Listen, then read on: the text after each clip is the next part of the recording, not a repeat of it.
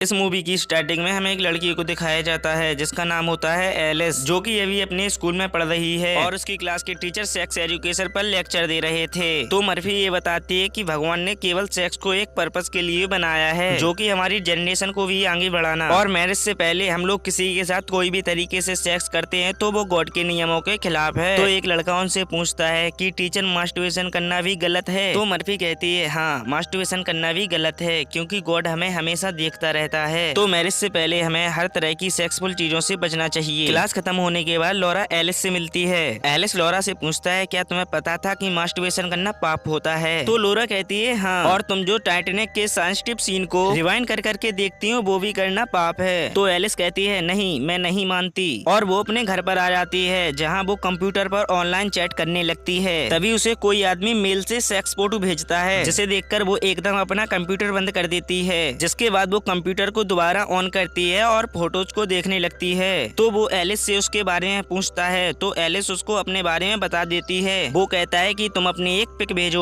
तो एलिस अपनी एक फ्रेंड की उसको पिक भेज देती है। वो कहता है कि तुम तो काफी ब्यूटीफुल हो, और वो एलिस से कहता है क्या तुमने कभी खुद को टच किया है? तो एलिस को ऐसा करने की इच्छा होती है और वो अपनी स्कर्ट के अंदर अपना हाथ डाल देती है। उसे काफी अजीब लग रहा होता है। तभी उसकी मॉम उसे आवाज लगाती है तो वो कंप्यूटर को बंद करके उनके पास चली जाती है। नेक्स्ट डे हम एलिस को देखते हैं जो कि लंच कर रही थी। तभी उसके पास एक लड़की आती है जिसका नाम मैथ होता है। तो लॉरा मैथ से कहती है कि तुम मेरी पार्टी में क्यों नहीं आई? तो मैथ लॉरा से कहती है कि मैं लास्ट वीक एक अच्छी जगह गई थी और तुम्हें भी वहाँ पर जाना चाहिए क्योंकि मेरे वहाँ जाने से मेरी तो पूरी जिंदगी बदल गई है। तो वो एलिस से कहती है क्या तुमने सच में पार्टी में रेड का सॉलिड टॉस किया था? क्योंकि पूरे स्कूल में ये बात फैल चुकी है। उसके जाने के बाद एलिस एक चॉकलेट का रेफर चाटने लगती है। कुछ लड़के उसके ऊपर हंसने लगते हैं तो एलिस वहाँ से उठकर चली जाती है और रास्ते में उसे बेड और उसकी गर्लफ्रेंड मिलती है जो कि उसे गुस्से में देख रहे थे। एलिस अपने घर पहुंच जाती है। वो सोचती है उसे अपने मन को शांत करने के लिए उस जगह पर जाना ही होगा। नेक्स्ट डे वो अपने सभी साथियों के साथ वहाँ पहुंच जाती है जहाँ वो एक लड़के को देखती है जिसका नाम होता है क्रिस, जो कि उनकी फुटबॉल टीम का कैप्टन है, और एलिस उसे देखते ही उस पर फ्लैट हो जाती है। उसके बाद वहाँ पर एक लड़की आती है जिसका नाम होता है निना, और वो सभी को अपना अपना रूम दिखा देती है और वो कहती है आप लोगों में से जिसके पास मोबाइल है वो मुझे दे सकता है क्योंकि मोबाइल यहाँ पर अलाउ नहीं है। तो एलिस उसको अपनी घड़ी दे देती है और कहती है कि मेरे पास मोबाइल नहीं है, और वो मोबाइल को छुपा लेती है। उसके बाद मर्फी सभी लोगों को हॉल में बुलाते हैं और उन लोगों को वो अलग अलग ग्रुपों में बांट देते हैं। एलिस के ग्रुप में क्रिस होता है जिसके कारण वो बहुत खुश थी। तो मर्फी कहती है कि आज तुम जो एक्सपीरियंस करने वाले हो वो तुम्हारी जिंदगी में आने वाली कठिनाइयों से लड़ने में तुम्हारी मदद करेगा, और उन लोगों को एक एक फॉर्म देता है और कहता है कि अभी तक तुम लोगों ने जो जो फेल किया है उस पर एक सर्कल बना दो। तो एलिस टर्न ऑन पर भी सर्कल बना देती है और वो बाद में उसे मिटाती है। जब वो नहीं मिटता तो उसे पूरी तरह से वो काट देती है। जिसके बाद नीना वहाँ पर स्पीच देने के लिए आती है और कहती है कि मेरी फैमिली में मुझे कुछ नहीं समझा जाता, और यहाँ पर आकर मुझे यह पता चला कि मैं अकेली नहीं हूँ, मेरे साथ गॉड हैं और वो मेरे साथ हमेशा ही रहेंगे। और अगले दिन सभी लोग जंगल की ओर जा रहे थे और तभी एक लड़की गिरती है तो उसे क्रिस संभाल लेता है। जिसके बाद एलिस के मन में एक आइडिया आता है और वो गिरने का नाटक करती है तो उसे क्रिस उठाकर ले जाता है, जिससे एलिस को काफी खुशी मिलती है। और जब नीना एलिस के कमरे में जाती है तो वह मोबाइल वाइब्रेशन की आवाज सुन लेती है और एलिस से कहती है कि तुमने मुझसे झूठ कहा। जिसके बाद वो उसको सीधा मर्फी के पास ले जाती है और मर्फी कहता है कि हमने ये रूल कुछ पाने के लिए बनाए हैं, तुमने इन नियमों को तोड़ा है इसलिए तुम्हें इसकी पनिशमेंट मिलेगी। आज से तुम्हें यह पूरा कैंप साफ करना है। जहाँ पर वो एक कंप्यूटर देखती है और वो अपनी आईडी खोलकर ऑनलाइन चैट करने लग जाती है और ये पूछती है कि सैलेड का मतलब आखिर क्या होता है। तो उसे सभी लोग अलग अलग जवाब देते हैं और वो कंप्यूटर को बंद कर वहाँ से चली जाती है। जिसके बाद मर्फी सभी के घरों से आए हुए लेटर को पढ़ता है जिसको सुनकर सभी लोग इमोशनल हो जाते हैं। जिसके बाद मर्फी हॉल में आता है और सभी से पूछता है कि मेरा कंप्यूटर किसने यूज किया था, यहाँ तक कि उस पर सेक्स चैट किया था, और ऐसा जिसने भी किया है ऐसी गलती दोबारा मत करना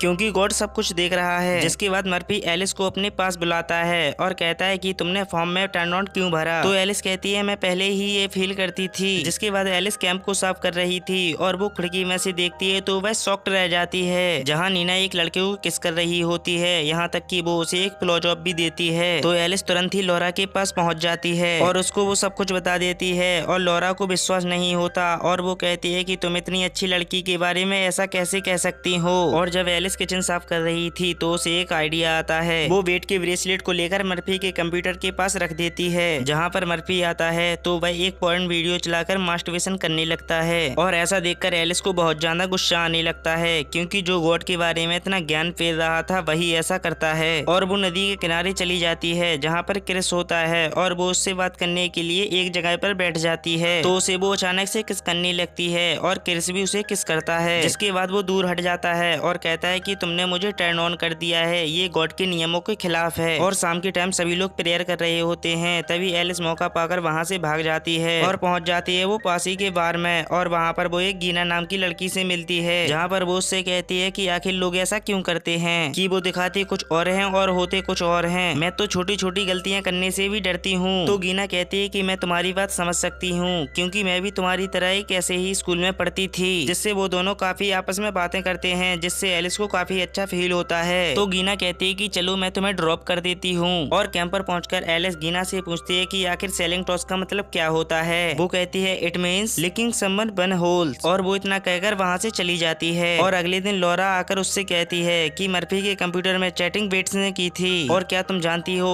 कि वो एक गे है और आज तक वो अपनी गर्लफ्रेंड की एक भी किस नहीं ले पाया, इसलिए वो तुम्हारी झूठी अफवाहें फैलाता था। तो बेट सभी के सामने आता है और कहता है कि मेरी गलतियों को माफ करना। तो मर्फी कहता है कि किसी और को कुछ कहना है तो वो कह सकता है। और वहाँ पर एलिस खड़ी होती है और वो सभी के सामने आ जाती है और वो बेहिचक कहती है कि यहाँ पर जितने भी लोग हैं सबके अलग अलग सीक्रेट होते हैं, लेकिन हम खुलकर एक दूसरे के साथ क्यों शेयर नहीं करते। हम लोग अच्छा बनने का नाटक क्यों करते हैं, हम लोग जैसे भी हैं वैसा ही दिखा सकते हैं। और गॉड भी यही चाहते हैं कि उनके चिल्ड्रन हमेशा ईमानदार रहें। और वो वहाँ से चली जाती है। अगले दिन क्रिस एलिस के स्कूल में देखकर छिपने लगता है, तो एलिस वहाँ पर आती है और क्रिस से कहती है कि तुम्हें मुझसे छुपने की कोई जरूरत नहीं है, क्योंकि उस दिन जो हुआ अब नहीं होगा और हम लोग फ्रेंड बनकर तो रह ही सकते हैं। जिसके बाद एलिस पहुँच जाती है मर्फी के पास और कहती है कि मैं तुम्हें एक सच्चाई बताना चाहती हूँ। वो कहती है कि गॉड के नियमों के खिलाफ जाना पाप है, मैंने एक पॉइंट वीडियो देख ली। वो कहती है कि अब बताइए क्या गॉड मुझे माफ करेंगे। तो मर्फी तुरंत ही समझ जाता है कि एलिस उसी के बारे में बात कर रही है। वो कहता है मुझे नहीं पता, ये तुम्हारे और तुम्हारी गॉड के बीच की बात है। जिसके बाद एलिस यहाँ से अपने घर चली जाती है। जिसके बाद वो टाइटैनिक के सीन को रिवाइंड कर करके देखती है। और दोस्तों यह मूवी यहीं पर समाप्त होती है।